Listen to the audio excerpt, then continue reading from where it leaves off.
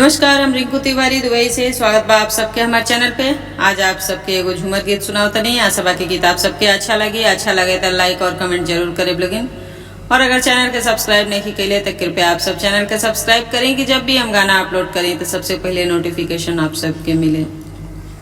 ए जी हमरो बाला माँ विदेशवा में जी हमरो बाला माँ विदेशवा में जोड़ा हरवा भेजावे लिफाफावा में जोड़ा हरवा भेजावे लिफाफावा में।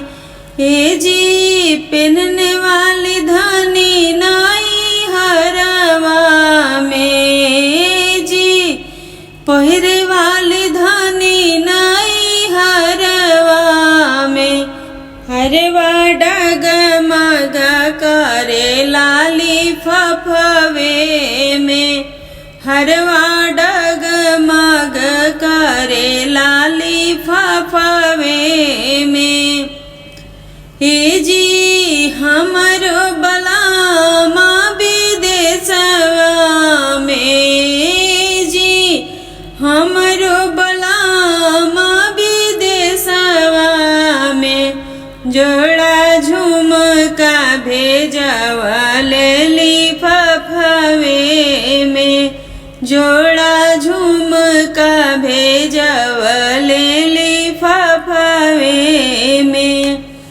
ए जी पहिरे वाली धानिया नहीं हरवे में ए जी पहिरे वाली धानिया नहीं हरवे में झुमका डगमग करे लाली फाफावे में झुमका डगमग करे लाली फाफावे में।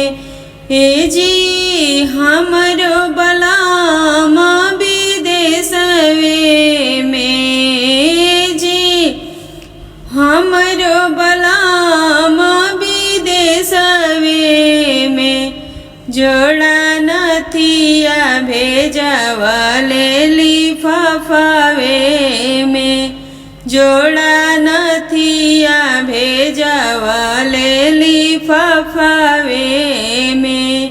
ए जी पहिरे वाली धानिया नहीं हरवे में जी पहिरे वाली धानिया नहीं हरवे में नथिया डगमग करे लाली फाफावे में नथिया डगमग करे लाली फाफावे में।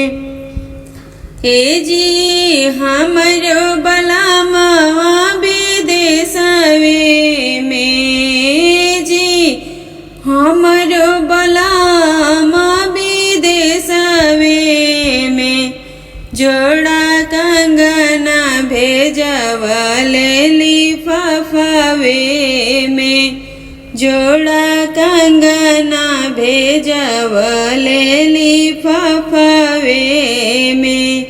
ए जी पहिरे वाली धानिया नहीं हरवे में जी पहिरे वाली धानिया नहीं हरवे में कंगन डगमग करे लाली फाफावे में कंगन डगमग करे लाली फाफावे में। ए जी हमरो बलामा विदेशवे में जी हमरो बलामा विदेशवे में जोड़ा अंगूठी भेजवा लिफाफावे में जोड़ा अंगूठी भेजवा लिफाफावे में। ए जी पहिरे वाली धानिया नहीं हरवे में जी पहिरे वाली धनिया नहीं हरवे में, अंगूठी डगमग करे लाली फफावे में, अंगूठी डगमग करे लाली फफावे में, हरवा डगमग करे लाली फफावे में, झुमका डगमग करे लाली फफावे में।